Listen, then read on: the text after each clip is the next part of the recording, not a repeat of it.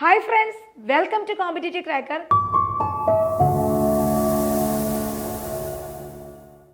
Cadet എക്സാംസിൻ്റെ notification വന്നു അല്ലേ? ഇനിയുള്ള സമയം എന്താണ്? നമുക്ക് പഠിക്കാനുള്ളതാണ്. അപ്പോൾ കേറ്ററ്റ് 1, കേറ്ററ്റ് 2 സയൻസുകാർക്ക് ഒരുപോലെ പ്രയോജനപ്പെടുന്ന ഒരു ടോപ്പിക്കാണ് സൗണ്ട് അല്ലെങ്കിൽ ശബ്ദം.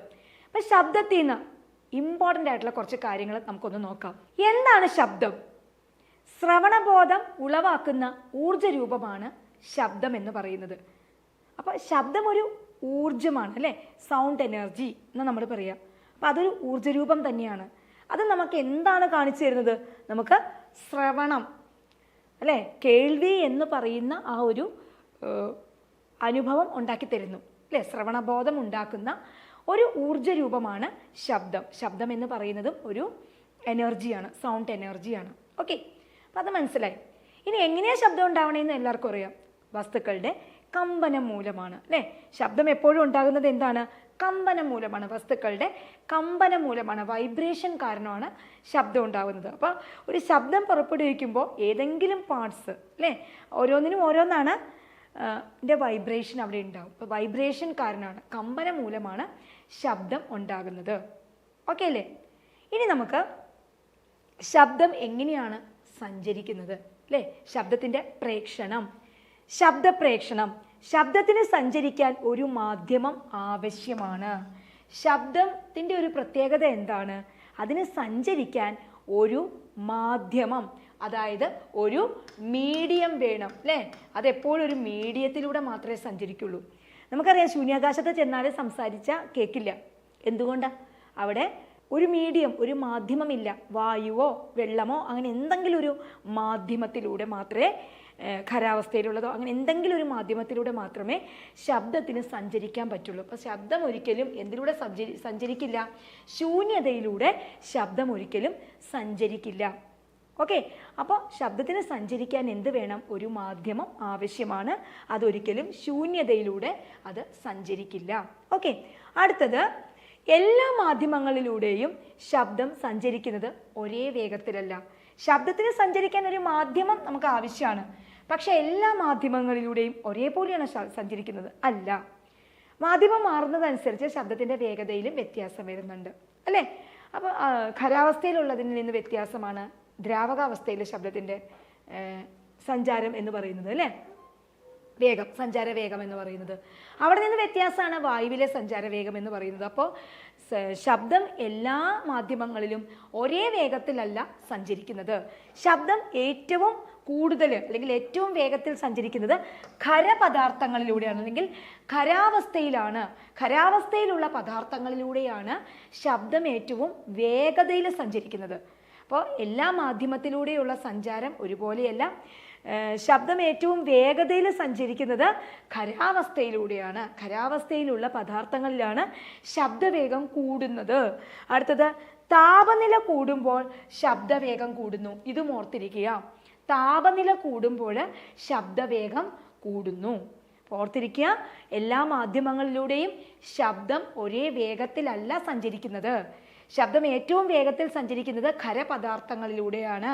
താപനില കൂടുമ്പോൾ ശബ്ദത്തിൻ്റെ വേഗതയും കൂടുന്നു. ഓക്കെ അല്ലേ? അപ്പോൾ ശബ്ദം ഖരപദാർത്ഥങ്ങളിലാണ് ഏറ്റവും വേഗത്തിൽ സഞ്ചരിക്കുന്നത്.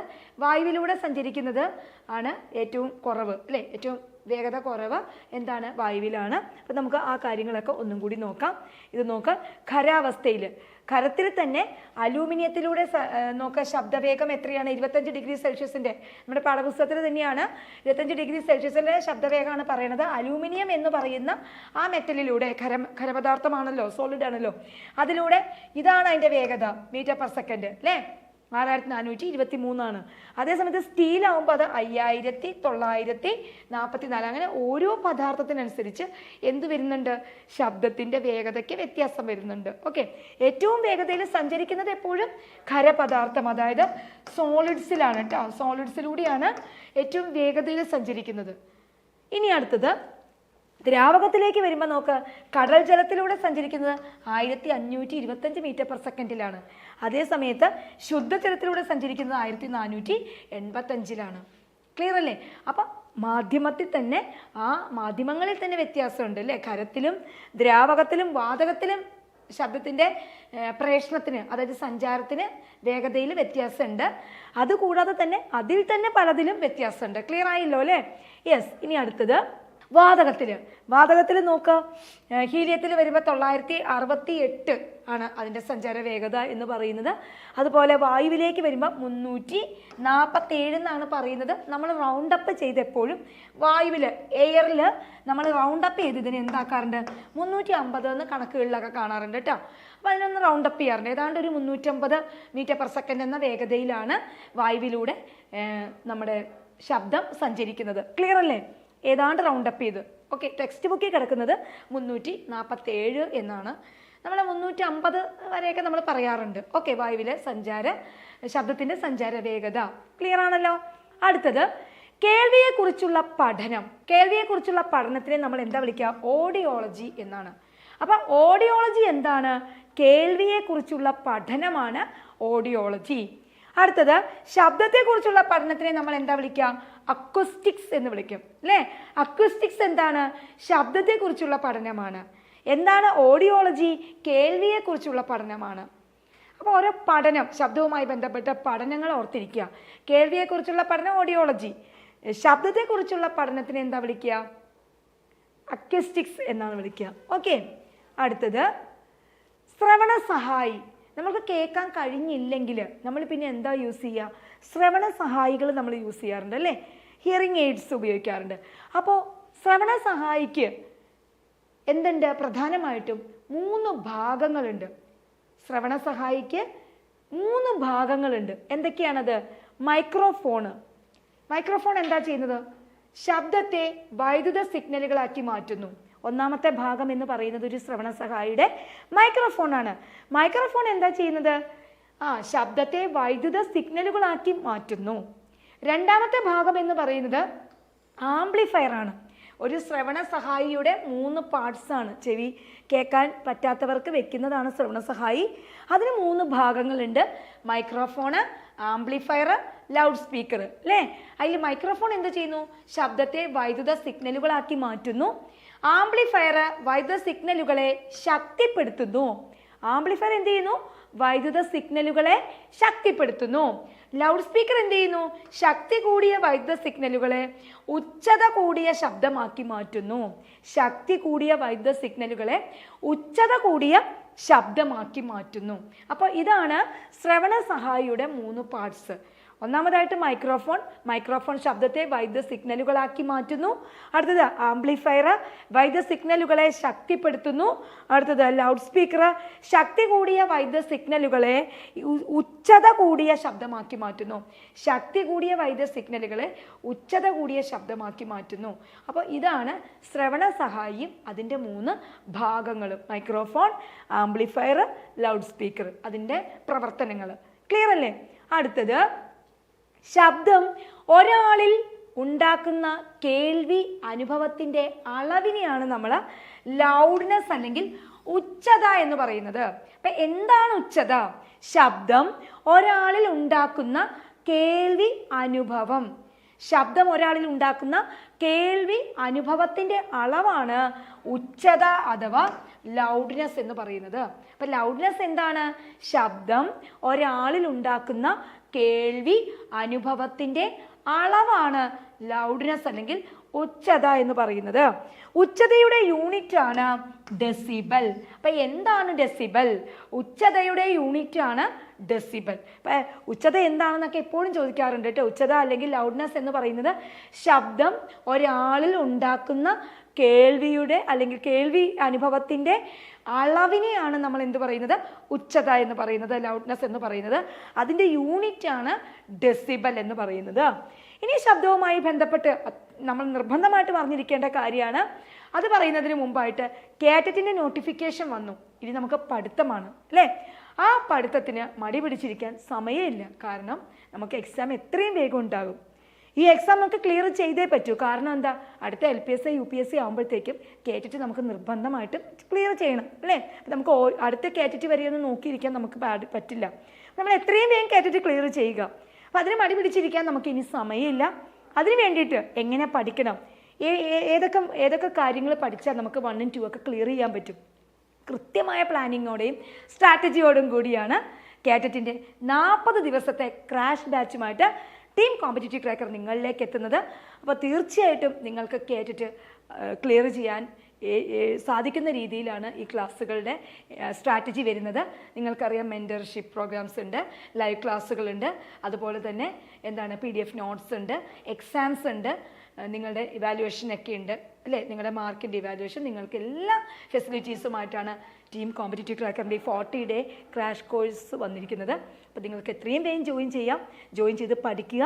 ഈ കാറ്ററ്റിൻ്റെ പഠനം എന്ന് പറയുന്നത് എന്തിൻ്റെ തുടക്കമാണ്? അടുത്ത LPSC UPSC ഒക്കെയുള്ള ചുവടുവയ്പ് തന്നെയാണ്. അങ്ങനെ തന്നെ മുന്നിൽ കണ്ടുകൊണ്ട് സീരിയസ് ആയിട്ട് തന്നെ കാറ്ററ്റിനെ കണ്ട് പഠിക്കുക. ഇവിടെ പഠിക്കുന്നതൊന്നും നമുക്ക് പാഴാവില്ല. ഇതെല്ലാം നമുക്ക് LPSCക്കും UPSCക്കും ഒക്കെ ആവശ്യമുള്ളതാണ്. ആ എക്സാംസും 2-3 വർഷത്തിനുള്ളിൽ തന്നെ നമുക്ക് വരുന്നതാണ്. അപ്പോൾ തീർച്ചയായിട്ടും ഈ പഠനം നിങ്ങൾ സീരിയസ് ആയിട്ട് കാണുക. അങ്ങനെയുള്ള ക്ലാസ്സുകളുമായിട്ട് എങ്ങനെ പഠിക്കണം, കാറ്ററ്റ് എത്രയും എളുപ്പത്തിൽ നേടാനുള്ള സ്ട്രാറ്റജികൾ എന്താണ്, ഇതെല്ലാമായിട്ടാണ് ടീം CC നിങ്ങളിലേക്ക് എത്തുന്നത്. അപ്പോൾ കൂടുതൽ ഡീറ്റെയിൽസിനായിട്ട് താഴെ കാണുന്ന നമ്പറിലേക്ക് വിളിക്കുക, ജോയിൻ ചെയ്യുക. 40 ദിവസത്തെ ക്രാഷ് കോഴ്സിലൂടെ നിങ്ങളെ കേട്ടിട്ട് നിങ്ങൾ ഉറപ്പാക്കുക. അത് കഴിഞ്ഞാൽ അടുത്ത LPSC UPSCക്ക് വേണ്ട പ്രിപ്പറേഷൻസ് തുടങ്ങുക. അപ്പോൾ എല്ലാവർക്കും അതിനൊക്കെ സാധിക്കട്ടെ. കാറ്ററ്റ് എക്സാംസ് എടുക്കാൻ ഉള്ള എല്ലാ അനുഗ്രഹങ്ങളും ഉണ്ടാവട്ടെ എന്ന് വിചാരിക്കുന്നു. അപ്പോൾ നമുക്ക് അടുത്ത ഇതിൻ്റെ ബാക്കിയിലേക്ക് പോകാം. നമ്മൾ പറഞ്ഞുകൊണ്ടിരുന്നത് ശബ്ദത്തിനെ കുറിച്ചാണ്. ഇത് കാറ്ററ്റ് 1-നും കാറ്ററ്റ് 2-നും ഒരിക്കലും ഇമ്പോർട്ടൻ്റ് ആയിട്ടുള്ള ഒരു ടോപ്പിക്കാണ്. പരീക്ഷ പോയിന്റ് ഓഫ് വ്യൂവിൽ ക്വസ്റ്റ്യൻസ് വരുന്നതാണ്. അപ്പോൾ അങ്ങനെ ക്വസ്റ്റ്യൻസ് വരുന്ന മേഖലകൾ അറിഞ്ഞ് പഠിച്ച് നമുക്ക് കാറ്ററ്റ് എക്സാംസ് ക്ലിയർ ചെയ്യാം കേട്ടോ. എല്ലാം പഠിക്കാൻ സമയമില്ലാത്തവർക്ക് ക്വസ്റ്റ്യൻസ് വരുന്ന മേഖലകൾ അറിഞ്ഞ് പഠിച്ച് നമുക്ക് ക്ലിയർ ചെയ്യാൻ പറ്റും. ഇനി അടുത്തത് നമ്മൾ ശബ്ദത്തിൻ്റെ മലിനീകരണത്തെക്കുറിച്ചാണ് പറയുന്നത്. ശബ്ദത്തെ വായു മലിനീകരണത്തിൻ്റെ വിഭാഗത്തിലാണ് പെടുത്തിയിരിക്കുന്നത്. ശബ്ദത്തെ എന്തിൻ്റെ വിഭാഗത്തിലാണ് പെടുത്തിയിരിക്കുന്നത്? ശബ്ദത്തെ വായു മലിനീകരണത്തിൻ്റെ വിഭാഗത്തിലാണ് ഉൾപ്പെടുത്തിയിരിക്കുന്നത്.